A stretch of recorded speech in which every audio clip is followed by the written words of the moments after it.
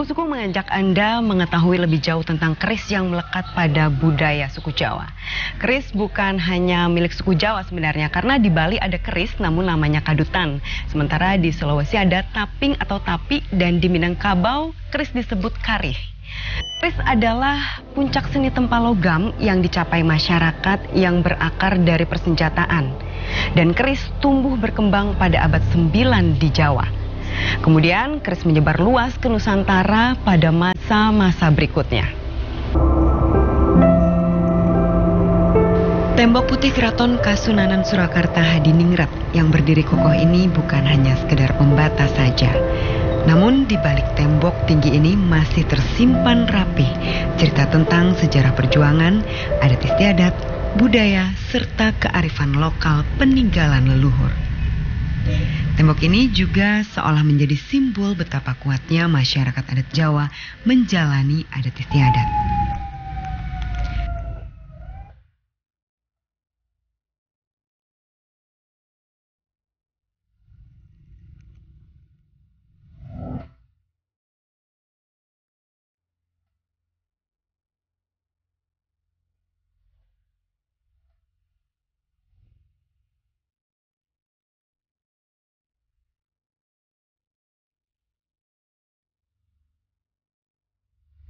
Keraton Kasunanan Surakarta Hadiningrat. Dari sinilah saya mengawali perjalanan. Karena dari sinilah keris Jawa masih dipelihara dan hidup dalam kebudayaan Jawa. Keraton Kasunanan Surakarta Hadiningrat ini adalah kerajaan Mataram Islam tertua di Jawa. Keraton ini didirikan oleh Susuhunan Pakubono II pada tahun 1744 sebagai pengganti istana Keraton Kartosura yang ketika itu porak-poranda akibat geger pecinan yang terjadi sekitar tahun 1743.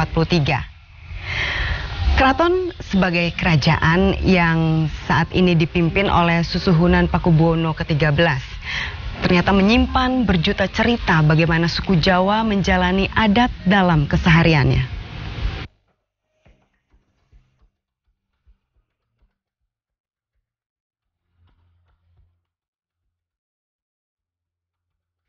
Sejumlah benda pusaka masih tersimpan apik di Kasunanan Surakarta Hadiningrat. Istilah pusaka diartikan bukan sebagai benda yang bersifat sakral, namun sebagai benda peninggalan leluhur. Di sini saya melihat keris-keris pusaka yang diwariskan dari raja sebelumnya kepada raja selanjutnya.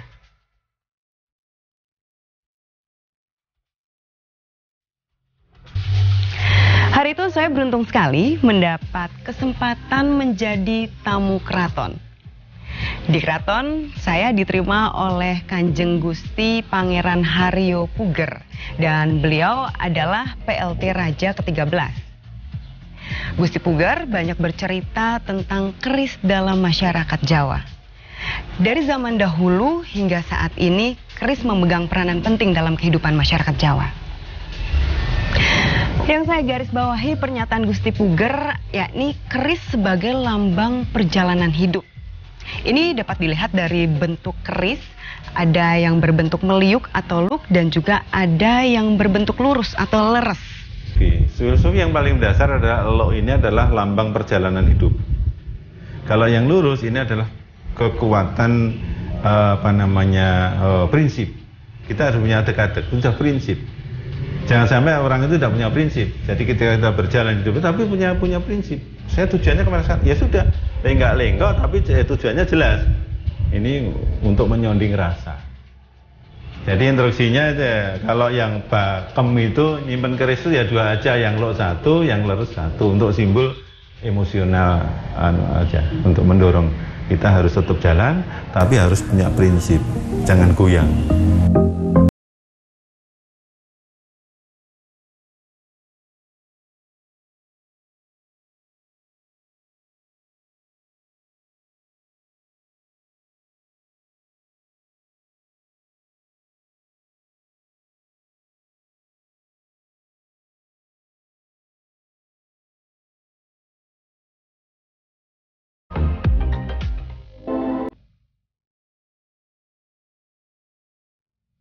Kalau keraton sudah punya agenda resmi itu ya. Keris itu punya agenda per 120-an hari. Itu kita tengok ya, apakah itu ada kerusakan di pelapisnya. Kalau ada baru dibongkar, dilapisi lagi, namanya diwarangi lagi. Ya, tapi kalau enggak cuma cukup diminyakin aja, dirawat namanya. Itu. Jadi nggak ada setiap suro diwarangi, enggak ada. Artinya itu sudah punya agenda kita. Penjelasan Gusti Puger membuka cakrawala saya tentang keris yang selama ini saya anggap sebagai sebuah benda yang tidak terlepas dari hal-hal gaib.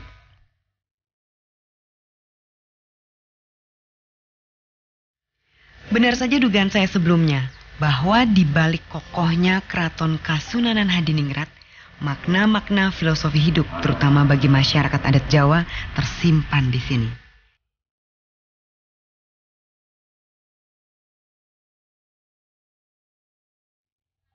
Perjalanan hidup yang penuh liku tidak akan tergoyahkan dengan beragam terpaan jika kita memiliki prinsip yang kuat dalam menjalaninya.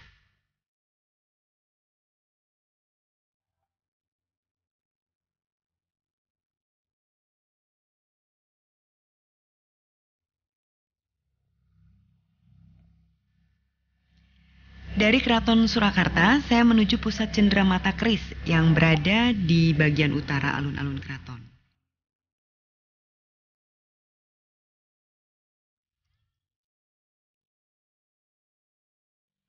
Di sini saya diperlihatkan beragam keindahan keris hasil karya besalen-besalen yang tidak hanya berasal dari Surakarta, melainkan dari daerah lain seperti Madura.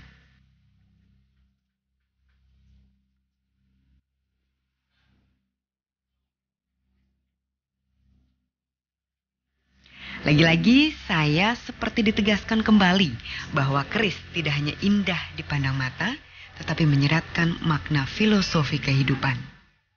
Sehingga keris menjadi salah satu hasil seni bernilai tinggi.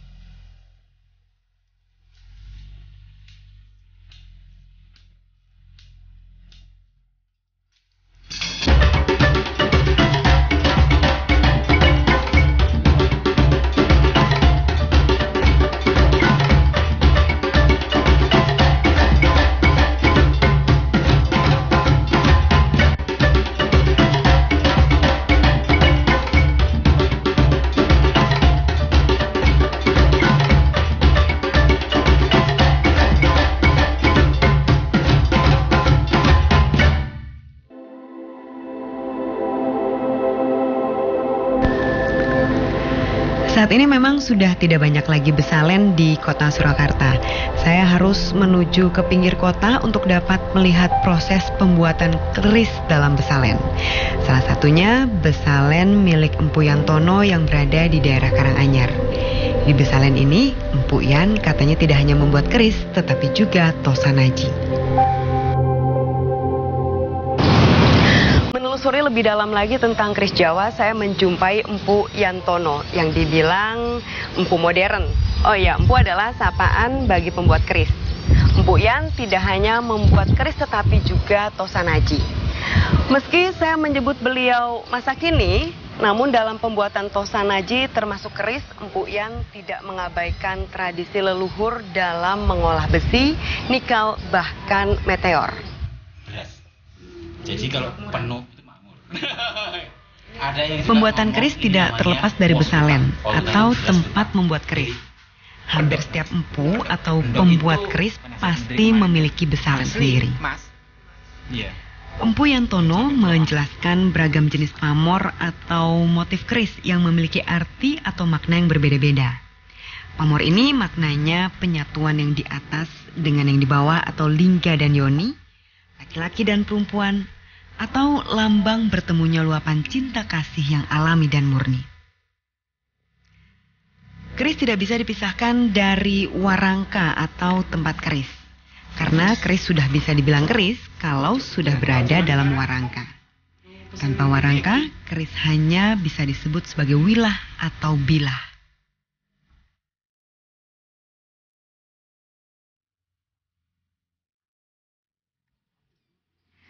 Keris identik dengan hal-hal supranatural, namun di Besalen Empu Yan, saya ditunjukkan bagaimana makna ataupun esensi dari keris sebagai bagian dari budaya, bukan hal gaib. Jadi menurut Empu Yantono, seorang empu atau pembuat keris jika ingin menempa besi panas harus dalam keadaan sehat. Karena apa? Karena empu akan berhadapan dengan temperatur tinggi dalam besalen ketika menempa besi. Kalau saya itu pertama ya harus lihat dulu, itu pertama. Kalau dulu orang dulu itu ada yang puasa, kalau saya sudah harus makan banyak supaya stamina saya baik dan saya bisa mengerjakan, karena di tempat besar itu panas sekali. Saya harus membakar dengan temperatur sampai 1000 derajat lebih. Jadi itu syarat utama untuk membuat keris kalau saya. Jadi bahan cukup dan stamina baik itu membuat. Kalau untuk ritual itu saya hanya melakukan karena saya orang beragama, saya hanya berdoa supaya baik jadinya keris yang akan.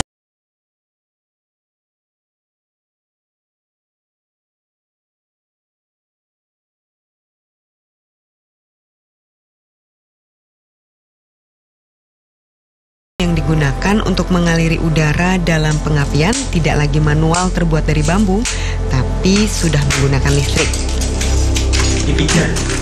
Empu Yan juga banyak menceritakan bagaimana mendapatkan pamor atau motif keris.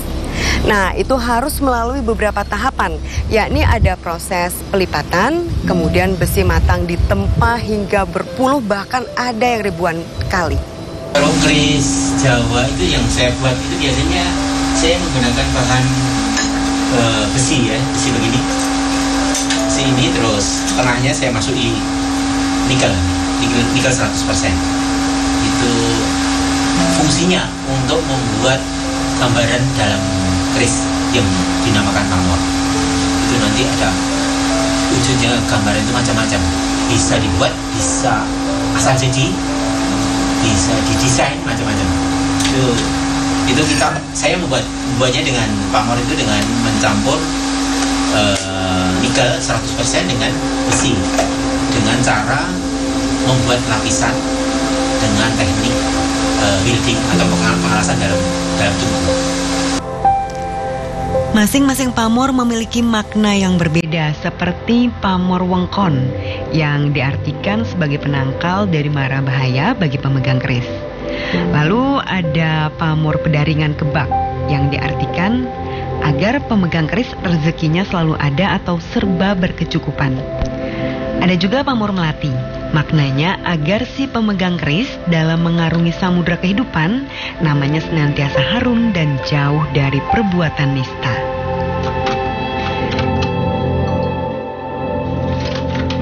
Nah, dalam pemeliharaan keris sebenarnya cukup sederhana, yakni keris hanya perlu diberikan atau dibasuh asam limau saja dan minyak mengalami korosi.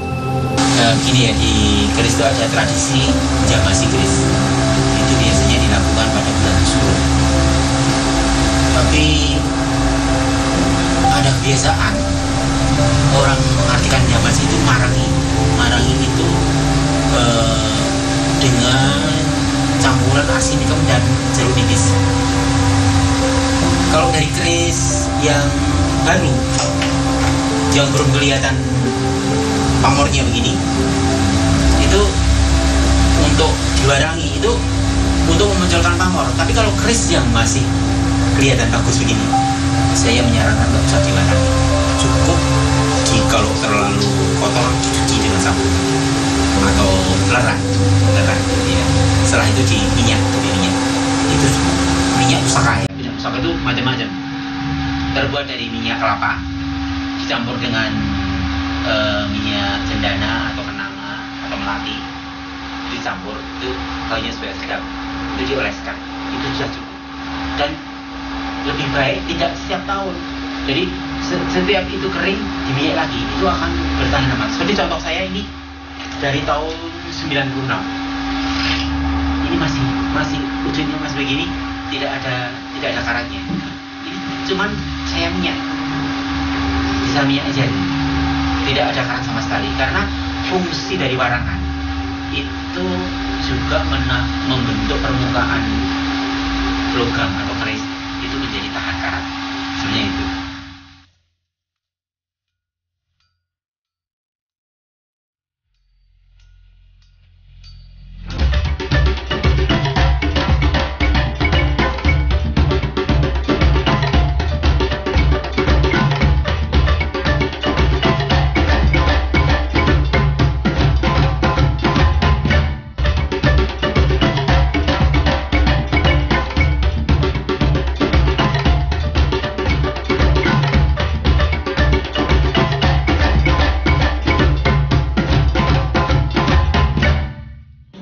Pandariji kang kinarya supet Rama medal saking tutu ira mongko kikir panuduhe garindo jempolipun papacale kukuki nardi. Saya kemudian ke Padepokan Keris Brojobuwono. Di sini saya bertemu Empu Basuki dan beliau menyatakan bahwa keris lahir melalui koridor makna nilai yang menggambarkan hubungan manusia dengan Tuhannya, manusia dengan sesama manusia, dan manusia dengan makhluk ciptaan Tuhan lainnya. Keris, menurut hemat saya bukan senjata. Keris lahir dari kristalisasi senjata-senjata tradisional seluruh Nusantara, itu adalah iya. Namun demikian, dari sebuah data-data arkeologis dan beberapa karya sastra menunjukkan awal mula keris lahir sebagai satu bentuk pensucian atas tanah-tanah Sima dalam upacara Makundur, yaitu di mana keris hadir sebagai satu bentuk konsepsi kesuburan antara lingga dan yoni yang dihadirkan untuk tanah yang bebas pajak untuk pendirian bangunan-bangunan suci. Keris lahir lebih kental pada koridor makna nilainya yang menggambarkan tentang hubungan manusia dengan Tuhannya, manusia dengan sesama manusia, manusia dengan makhluk Tuhan yang lain, dan lain sebagainya. Oleh karena itu, perlu kami luruskan bahwa keris bukan sebagai senjata.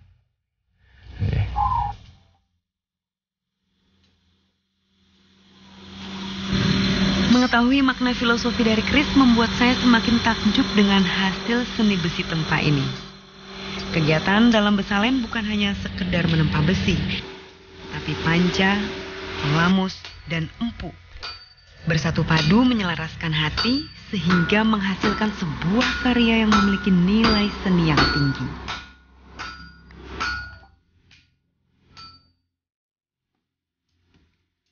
Bukan hanya bentuk dan pamor keris yang mempunyai makna yang tinggi, tetapi alat pendukung membuat keris pun memiliki makna yang ada dalam kehidupan manusia.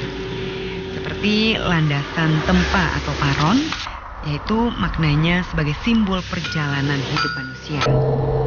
Dan ada juga panimbal, alat untuk menempa yang memiliki makna bahwa proses perjalanan hidup manusia tidak terlepas dari berbagai tempaan.